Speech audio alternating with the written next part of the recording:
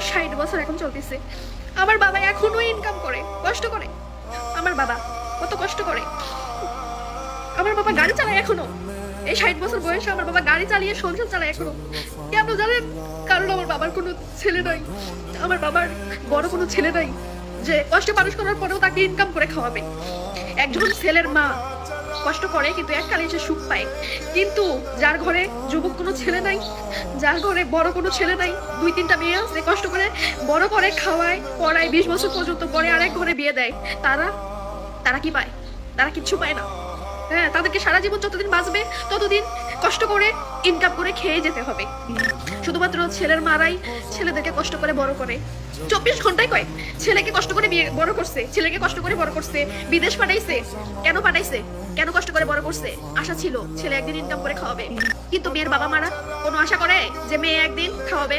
আশা করে না। তাদের একটাই আশা থাকে, মেয়েকে ভালোভাবে বড় করবে, লেখাপড়া শিখাবে, বিয়ে দিবে।